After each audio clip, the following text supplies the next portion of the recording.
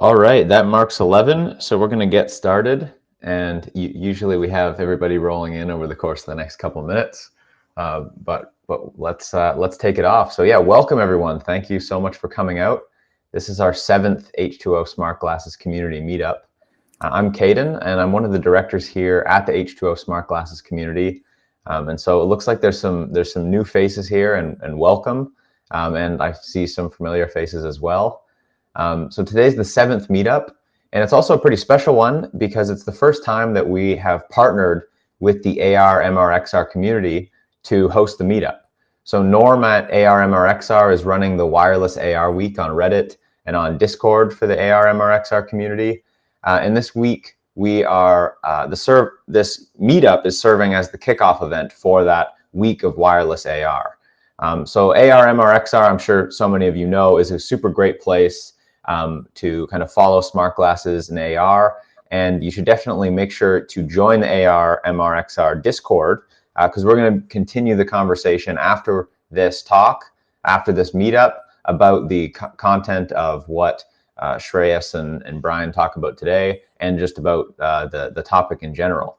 So thanks a lot to AR MRXR community for partnering with H2O for this meetup, and I think we're going to be doing more things in the future, and so good things are in store. Like the last meetup that we had, we've kind of set up today to have a little bit more time at the end for discussion. So make sure that you have, remember your ideas or news or thoughts or whatever that you wanted to share and discuss for the end, because there's going to be time for us all to talk about those things as a group. And one really quick announcement before we get right into it is that we've recently been doing quite a ton of work on our website. And so I'd invite you to check it out. We have, our articles have been cleaned up, and we're starting an article series. So we have an article coming out this week, and then we'll be putting out another article every few weeks about, smart glasses in general. So stay tuned to the newsletter. Today, the agenda, same as usual, we're going to start with the presentations. We're going to move into the Q&A, and then we're going to finish off with discussion at the end. And we're gonna wrap up around noon PST or 3 p.m. ET, and then afterwards we'll have our town hall, which I'll mention again at the end. So without any further ado, let's jump right into the presentations. First up, we're going to have Brian Vogelsang from Qualcomm. Brian serves as the AR product leader at Qualcomm. He's working on various aspects of Qualcomm's AR, but primarily he's the lead of Snapdragon Spaces. So Snapdragon's been establishing themselves as a leader in XR tech, as we all know, with the XR and the AR lines of SoCs. And the AR2 Gen 1 was more recently announced. It's kind of this end-to-end solution going from the smartphone to smart glasses, trying to kind of enable lightweight AR glasses. So let's welcome Brian as he presents his talk, which is titled "The Future of Augmented Reality Powered by Smartphones." Brian, take it away. Thanks so much, Caden. All right, let's see if I can get this screen share going again.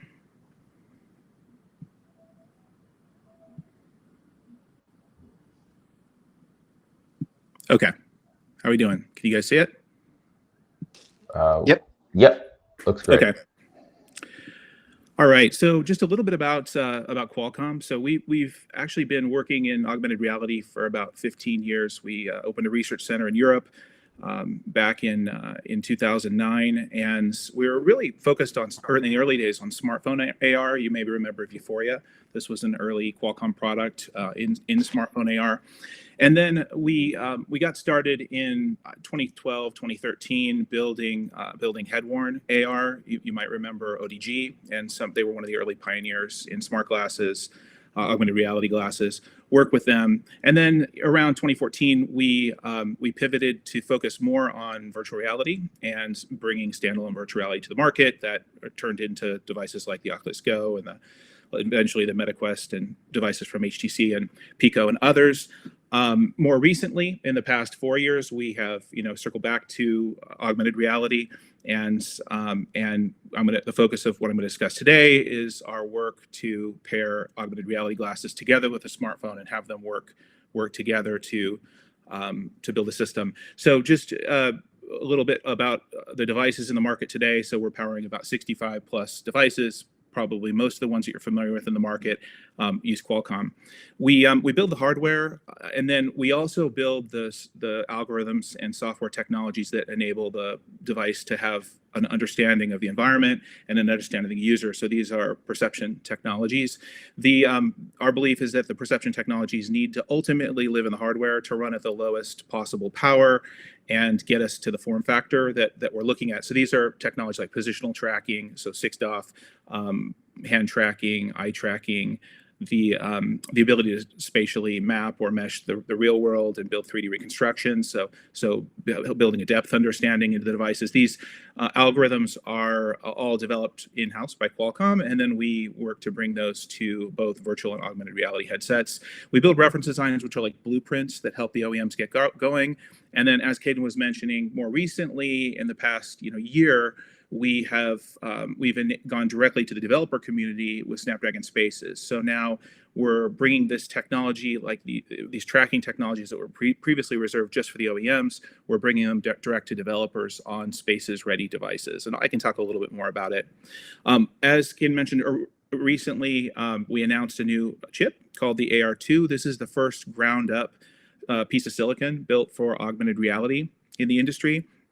And it's a unique architecture. There's actually 3 processors that are intended to go in the glasses, and then they're intended to communicate with a host. And that host processor, we believe, ultimately will be a smartphone. However, there are OEMs that are looking at designs where the host is a processing puck or some other type of a form factor.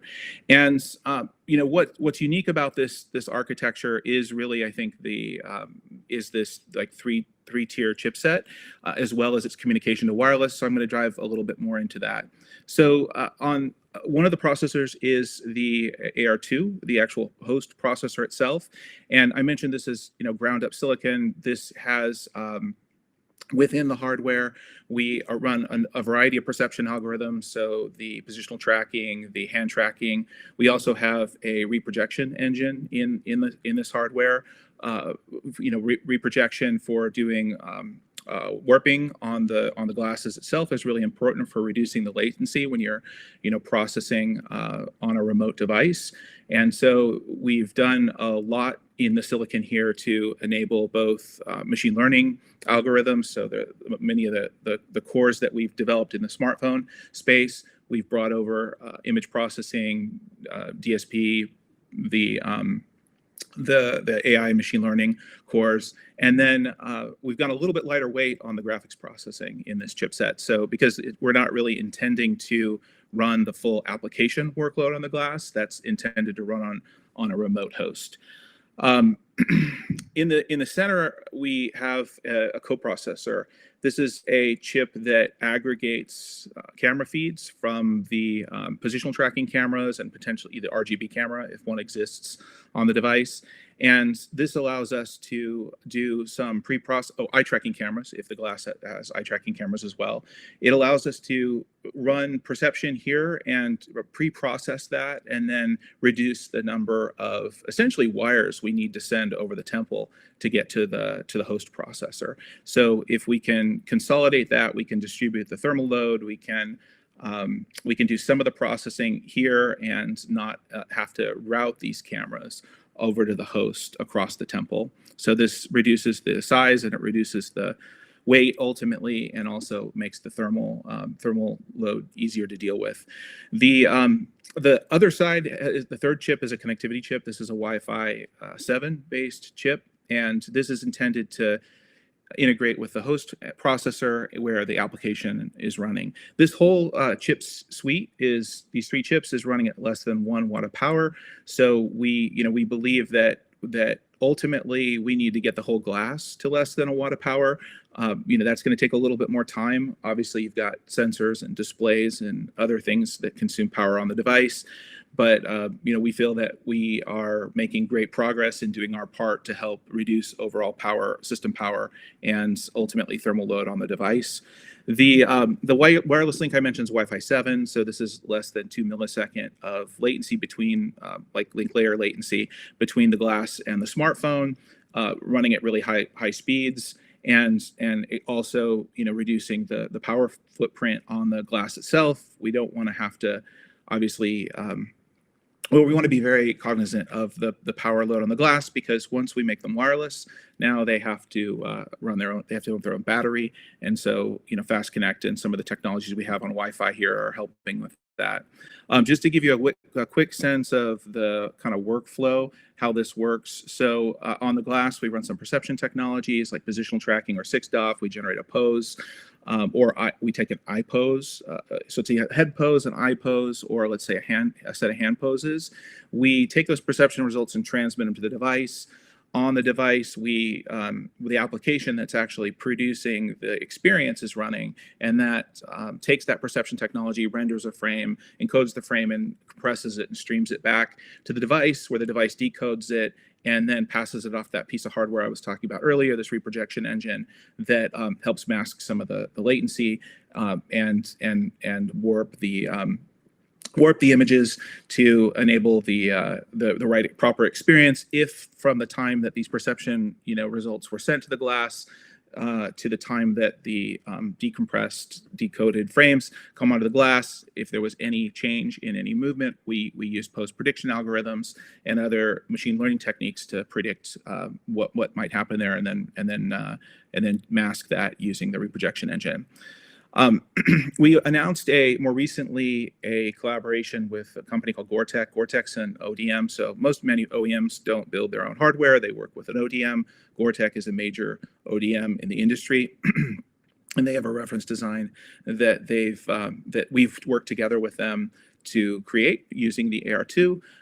This is and we also announced it when we really announced the AR2. We also announced a collaboration we're doing with Niantic. I don't have that information in here, but this reference design is using a freeform optic. You can kind of see it in there, and so we hope to have these glasses on display a little later this year. If you're at Augmented World Expo, you probably get to see at least the form factor, maybe not a full working pair at that time, but we're working towards being able to get these in the hands of some developers using Snapdragon Spaces, and then ultimately get them to market with an OEM later this year or early next year. So on the host side, in order for this pairing between the glasses and the smartphone to work, we need to have some technology in the phone, or a kind of a minimum spec in the phone, to be able to manage that perception workload, that distributed perception workload, and make sure that's as low latency as possible. Obviously, there's some hardware dependencies as well in terms of Wi-Fi and other things. We recently announced with OnePlus. There's OnePlus is, some of you may be familiar with them if you're in Europe, or maybe they've a little bit of done a little bit of work in the U.S. with T-Mobile and others. But this Spaces-ready device is essentially a smartphone that's ready to pair with these wireless glasses, and can do this remote rendering technology that enable the whole experience. And so we also have devices from Motorola, others in Japan, others in China that are coming and will be announced. So really excited about being able to enable the host side of this. I know one of the things we want to talk about here was use cases. So I'll just run. I don't know if you guys can kind of see these videos if it's rendering properly, but there's a whole slew of use cases for this. Obviously, there's different quadrants. There's consumer AR, there's enterprise AR. Things are a little bit different there. Right now, we're seeing a lot of focus on enterprise, because the device that we have in the market, the current device, the Lenovo A3, is a more enterprise-focused one. You see an immersive collaboration app from Sphere here. Sphere used to be called HoloOne, if you recall them. They do remote mentoring, guided work instruction, other things. You can see in the video here, they're using Snapdragon Spaces spatial mesh to be able to mesh the real world and then display content in the real world. This would be for like a collaboration experience, or potentially a guided work instruction. And then on the right there, just a kind of consumer example. This is Mixed Worlds. They built this co-located shared experience application, kind of real world video game, and in immersive video game in 3D. But there's a whole slew of applications we're seeing being built by creators and developers in Snapdragon Spaces. the holographic meetings. A company called Nomtech recently built took like Figma workflow, FigJam workflow, and put that spatially into Spaces and on MetaQuest, and so there's just a whole slew of these. I encourage you to go to spaces.qualcomm.com. You can see there's a use case section where you can read more about the kinds of experiences we're seeing developed. But we do tend to lean more towards the immersive side of the spectrum, because we have the ability to track the user's position, map the real world, track their hands. Those kinds of things lend themselves more towards anchoring content in the real world and persisting those anchors, those kinds of things. So like what you'll see from Spaces and what you'll see from these kinds of glasses tend to be more on the like HoloLens, Magic Leap side of the spectrum in terms of use cases. Okay, I think I'm almost out of time. I don't know if I have time to go through that video. We did a project with Duran Duran and a developer called Trigger. I'll send a link to the video here if you want to see a little bit more about this. It was kind of bringing their music to life in the real world, and taking the best of the medium to tell their musical journey in a new way. In terms of interest in Spaces, if you want to start working with it, there is a development kit. This is the wired version of that kit, so it's the Lenovo A3 paired with the Motorola Edge Plus, and this kit is available now on spaces.qualcomm.com. We also have a program called Pathfinder, so if you have an interesting project, interesting idea, you can apply for grants as well. We review those, and we do provide some kits for free for grants or we provide grants for some of the projects that we really like. So keep that in mind, take a look at Spaces, and that's the end of my presentation. Thanks, everyone. Awesome. Thank you so much, Brian. It's very exciting how quick things are moving in this regard. And feel free to drop the video link in the message in the chat. Will do. And we're going to move on right up to the next talk. So next up, we're going to have Shreyas Sen, who is the CTO of Ixana. Anjik had a conflict today. He's traveling, but Shreyas is going to be giving the talk, which I'm very excited for. So Shreyas has been pioneering human body communication technologies for quite a few years as a professor at Purdue University, and then more recently co-founded Ixana as a way to kind of commercialize some of those breakthroughs to develop these consumer-facing, high-speed human-computer interfaces. So that's what Ixana is focused on, is making human body communication to enable all-day wearable smart glasses and kind of a host of human-computer interfaces. So let's welcome Shreyas right now to present his talk, which is entitled All-Day Wearable Augmented Reality Headset with Real-Time AI. So Shreyas, take it away. Thank you, Kevin. Let me share my screen.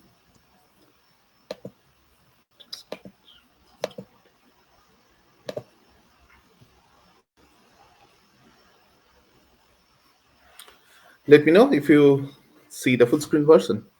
Looks good. Okay. Thank you for the invite, Kedden, and great to be following after Brian because he set the stage very nicely. So Kedden already mentioned that we have a unique tech that we believe changes the game in all-day video streaming from AR headsets.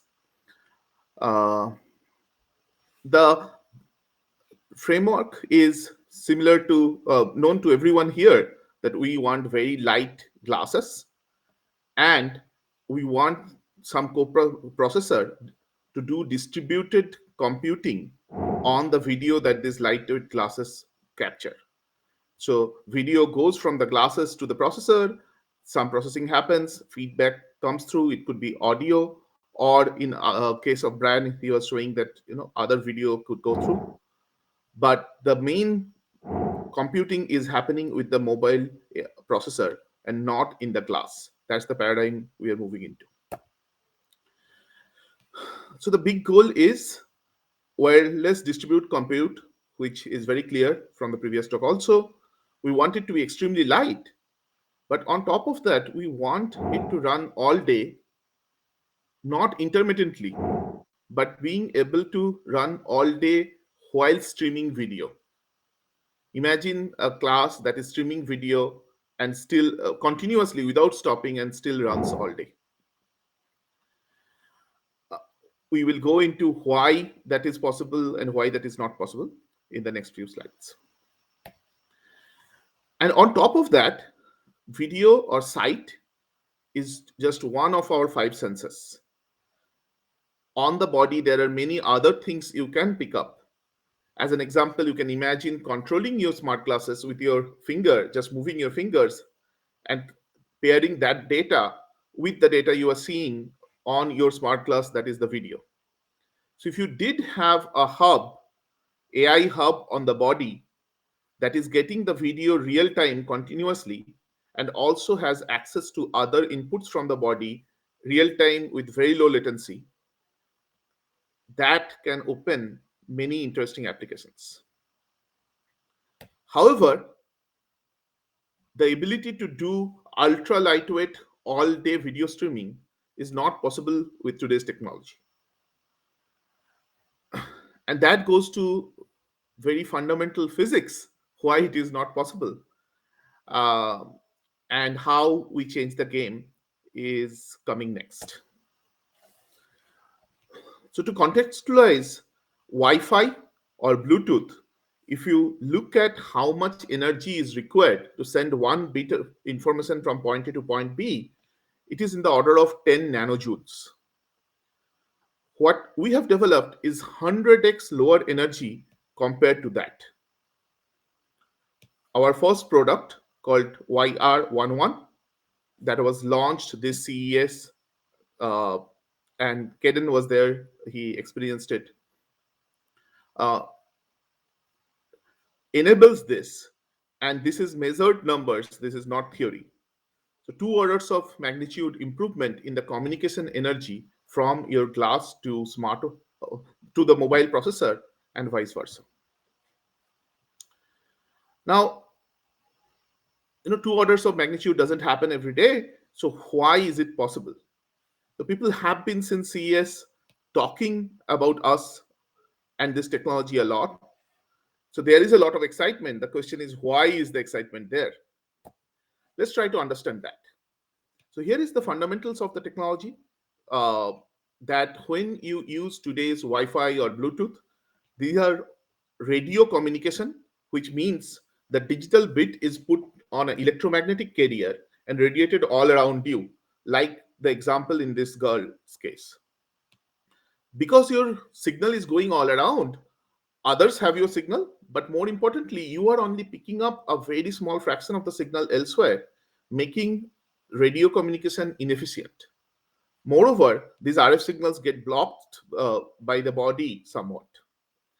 We flip the problem and say that why not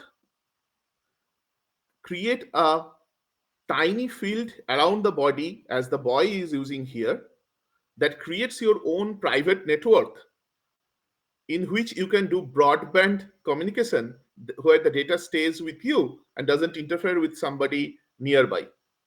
Because the energy is not wasted, you get extremely high energy efficiency or low power with this technology.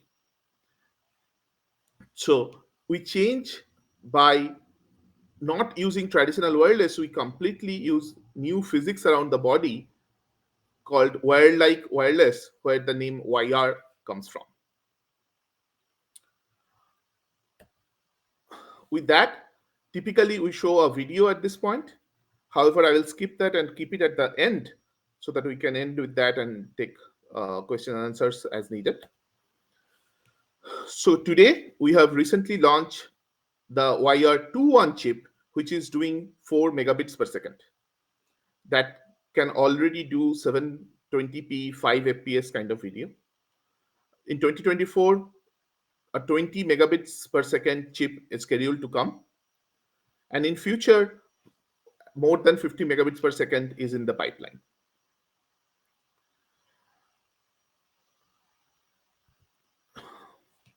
So how can I try YR? For customers with high volume, they can sample our chip by itself. Or else we already have evaluation kit that we are selling on the website, which has YR plus other sensing modules included. You can try those by trying out the evaluation kit. And we are also developing other reference and plugin hardware modules. So with that, I finally want to come to the point of how YR changes the game, right? So what Brian mentioned is there is compute that is pushed into the smart glass. This is, edge computing or even leaf computing. You want to push the compute towards the source of the data. Why do you want that? You want that because your wireless communication is very high energy. Whenever you have the wireless communication energy bottleneck, you want to send less bits, and hence you have to push compute into the glass.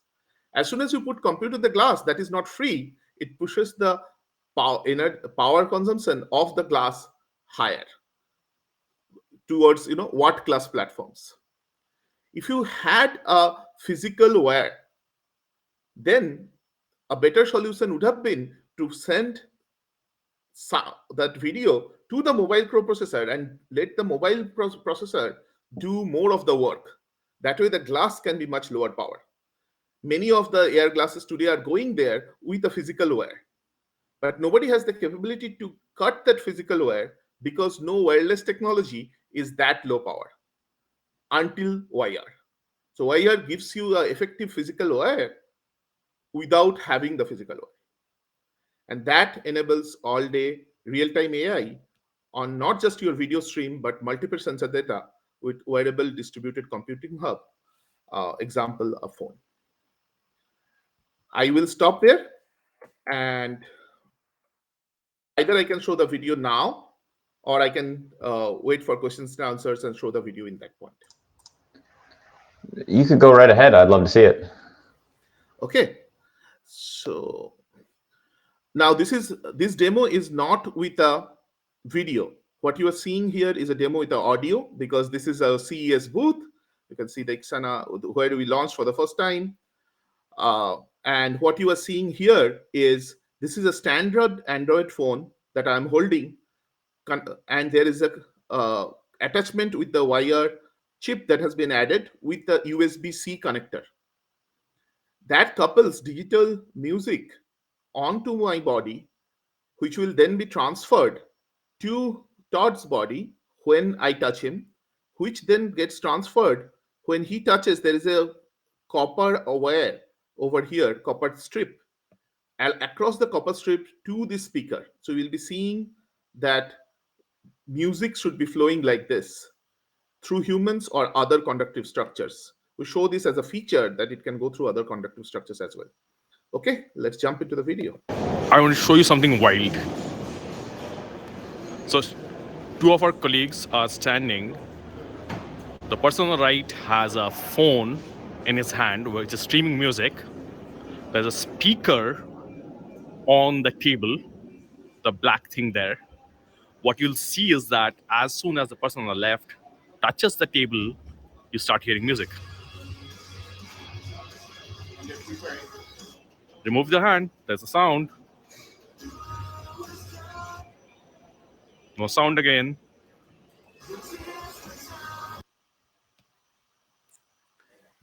That's it. I hope the sound was audible, right, Ketan? Yep. Right. Okay, I will stop here and open for questions. Awesome. Yeah, thank you so much, Shreyas. That is a great presentation and super cool demo at the end. I think it's really going to capture a lot of people's imagination when they see this kind of demo. So yeah, we're going to open it right up to Q&A. So thank you for holding on to your questions throughout Brian and Shreyas's presentation. Shreyas, you can feel free to stop sharing your screen. And yeah, please, you can speak up if you want to, or raise your hand. Actually, we got a couple hands raised. So let's start with John Downey. Please feel free to ask your question. Oh, sorry, my UI it's Norm. Norm, please go ahead.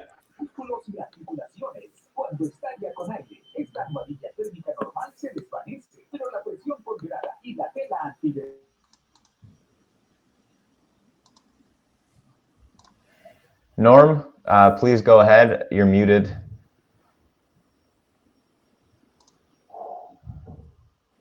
No, Norm's not ready. All right, does anybody else have a question that they'd like to ask while Norm gets ready? I do, actually. Sounds good. Go right ahead. Yeah. So on the wireless technology that we were just presented with, is there a timeline for either developer kit or some other way for people in the public to be able to start developing with that? Yeah, I assume the question is for me, right? Yeah, You're talking about, correct. yeah. Okay. So the evaluation kit is already available on our website. You can go to ixana.ai and purchase that right away. Nice. What that lets you do is you cannot still transmit video yet. You can transmit audio and transmit other LED signals, control signals, and play with it and see how it works. So that's where we are expecting the community will start and engaging. More advanced versions of evaluation kit and developer kit would be coming out end of 2023, again in 2024. So we will keep on refreshing this, but it's already, one version is already in the website. Nice. Cool. And yeah, otherwise just really great. I loved both of the presentations, love the technologies, really excited for what the next year or so will bring for the mobile AR glasses space. Cool. Thanks, Brian. We got a question in the chat, and I think it could probably apply to Brian and Shreya. So either of you feel free to take a swing. It's how much does the offloading affect the coprocessor? Sorry, how much does the offloading onto the coprocessor / phone have an effect on the battery life and usability? Shreya, did you want to start, or I could start with that one? Go ahead, Brian. You can start. Okay. I can take it. Yeah. So, so the idea here is the application's now running on the host.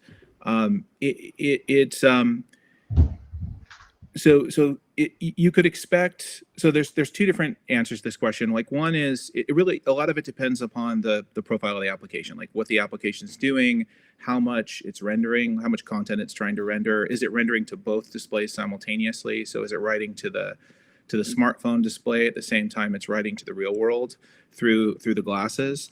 And then how heavy is that workload? And then how hardware accelerated is that workload? So these are like, all the apps that run on Snapdragon Spaces are they're just mobile apps. They just happen to be displaying to a real world display, a real world screen. And so, so if you think about like a heavy or an intensive mobile app, like a game or something that uses the GPU heavily, that's probably the kind of profile you'd be looking at here. So it's going to consume similar power levels to what you'd find in a normal mobile device. If you're writing to both displays simultaneously, that now there's even more workload going on. Like, it's having to render and display to the real world at the same time it's rendering and displaying to the smartphone. And then you've got obviously binocular displays on the glasses.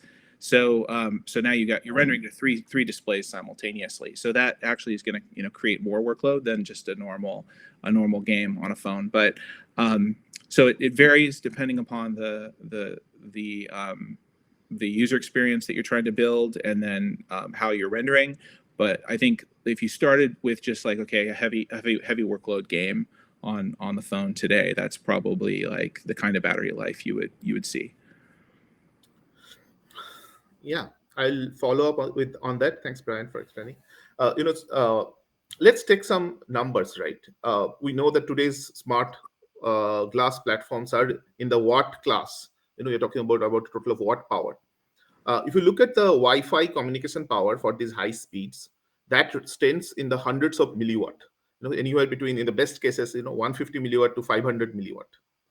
So once you are trying to offload this data, let's say you don't want to do any processing in the glass, you just want to offload the data, you're already talking of 0.2 to 0.3 watt of power required with Wi-Fi. which then, and maybe it increases with the data rate. So at that point, it makes sense to throw compute in here so that you are reducing the data that has to go. Now think, you take that 200 milliwatt number and divide it by 100x, and you're talking about 2 milliwatt capability to send that video data. At that point, it doesn't make sense to put 100 milliwatt compute over here because you can leverage the compute of the mobile processor very easily. Does that answer your question? Yep, he says, got it. Thank you both. Thanks, guys. So there's quite a few more questions rolling in. I see. I'll ask one more from the chat, and then we'll have Rohil up next. So there's a question for Ixana on Discord. Thanks, Norm, for sending it in. The question is the stated data speeds across the whole set of touching devices or per device? If you're oscillating or maybe multiplexing a whole set of linked electric fields, it's like each device is sharing the same wire, right? That's for Shreyas. Yes, that is correct. Currently, it is for all the set of devices. So we imagine there is 1 or 2 video streams. So with 20 Mbps, compressed HD is lesser than 20 Mbps, 30 FPS. And then the other sensor data is typically much lower speed. So all of that multiplexed should be able to be supported with 20 megabits per second. But as you go to multiple cameras, that's why there is a need to increase the data rate, which is what we are doing in the coming years. Gotcha. Thanks. Rohil, please go ahead. Hey, hi, Brian. The question is for you. Mm-hmm. So the reference design you showed, one side of the temple is with AR1, and the Wi-Fi is on the another side of the temple. Mm-hmm. Is there any specific reason for that? Is there any way that both can be in one temple? Yeah, it was very.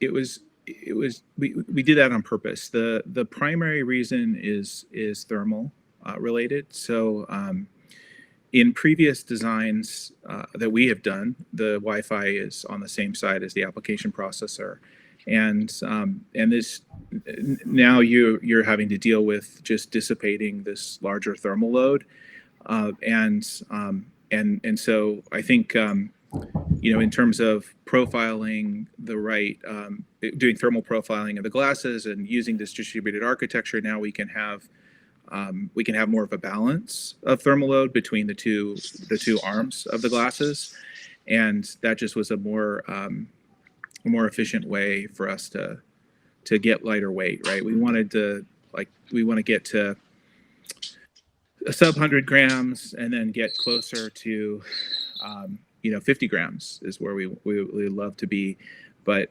without losing immersion levels. So be able to still run full perception stack, be able to still run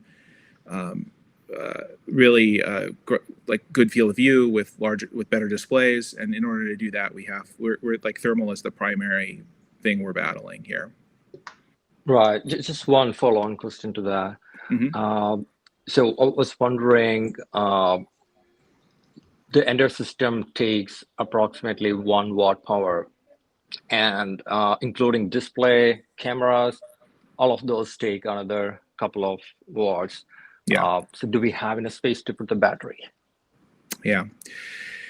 So we're seeing different form factors emerge. So if you look at, and I'll put a link to it in the chat, but Niantic is they built a reference design using this AR2 architecture, right. And in their case, it's intended to be an outdoor worn device, right. And their profile of their usage is a little bit different, and so they've their choices that they make around battery and size and the ergonomics and that sort of thing are a little bit different than what we're showing here, what I was showing with Gore-Tech. So it's kind of up to each design to decide, all right, like if it's more of an enterprise device, maybe it's going to be a little bit larger to have more battery life. If it's a device like the Niantic reference design, they went a little bit larger as well for a variety of reasons. So yeah, it varies, but yeah, we believe that in order to it's use case dependent, but we want to have 30 minutes to an hour of battery life on these things at a minimum. So Right. in order to achieve that, that it's this balance, this set of trade-offs between your power budget and your thermal load and your size. Got it. Thanks. Yeah. Great. Thanks, Brian. We got another question for Brian. You mentioned the application of predicted movement on the transmission back to the glasses. Could you explain a bit more about that? Yeah. So when we decode the frames that were rendered on the smartphone, they were rendered a few milliseconds prior, and they were rendered with the poses that came from the glasses a few milliseconds before that. So what could happen is, you send let's say the pose of the head to the smartphone, you render a frame, and you're doing this 30 times a second, but there's by the time you decode it, your head has moved a little bit in those few milliseconds. So now we have to predict where that head pose might be with more accuracy in order for the content to not judder or move.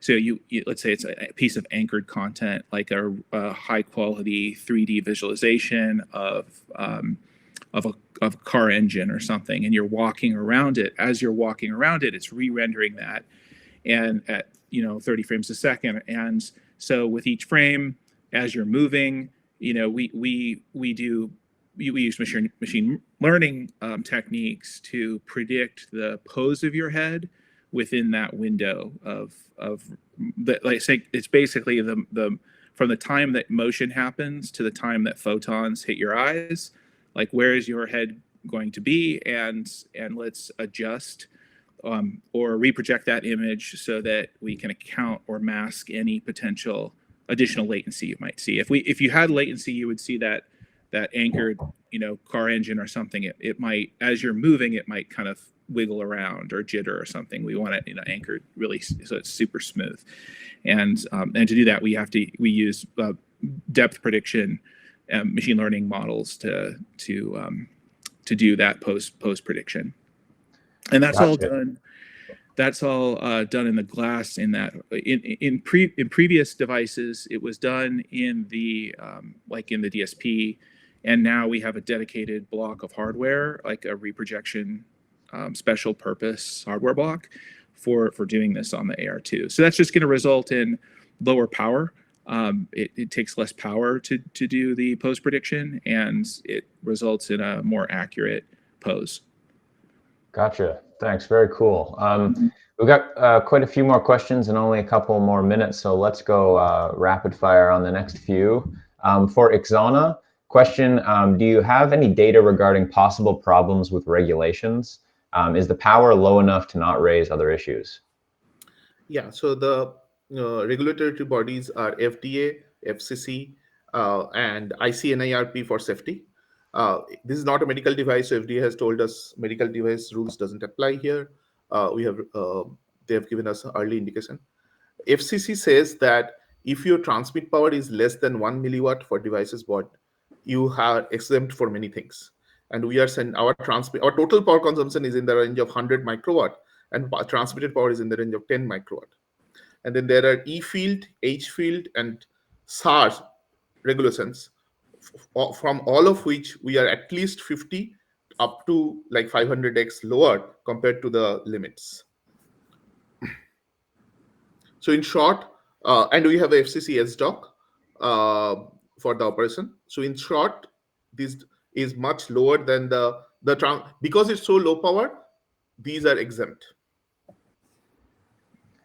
Gotcha. Direct question for Brian. What's the FOV of the dev kit? So are you referring to the Gore-Tex one? I imagine so. Okay. I don't I'll look it up and paste it into the chat. I don't have the exact number in my head, so I think it's between 40 and 50 degrees. Yeah, and if they were talking about the dev kit, I think that's a Oh, Lenovo A3, the Lenovo right? A3, that's like a 50 degree field of view. Okay, So awesome. but the one coming from Gore-Tech, that one is a little bit less. The one from Lenovo is a birdbath optic, and the one from Gore-Tech is a freeform. Gotcha. Question for both presenters, wondering how will the wireless devices be impacted by large-scale multi-user experiences? What's the expected interference with dozens or maybe several thousand people using the HMDs in the same space, same physical space?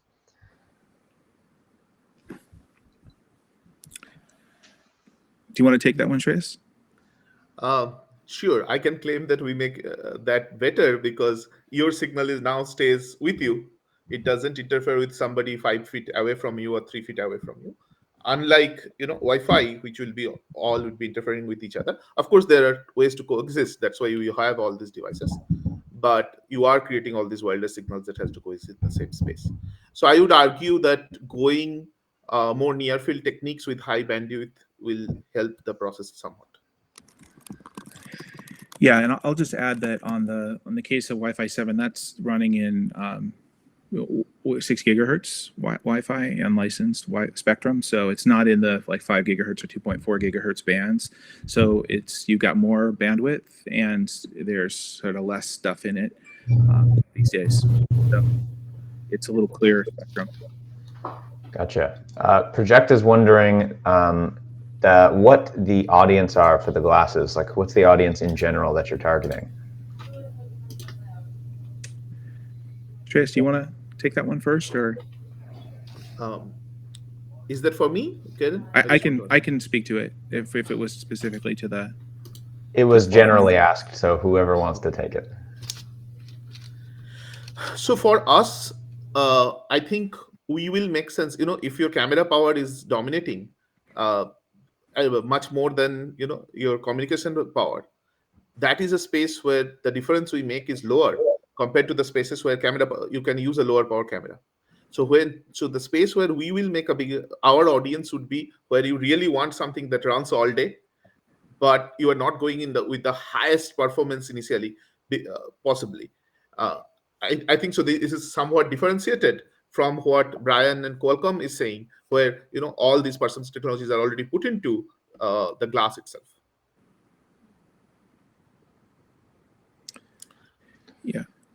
Yeah. So in terms of audience, like the reference designs are just blueprints. So like in the case of the Lenovo glass, that one's really targeted towards enterprise use cases. So like 3D collaboration or field service or guided work instruction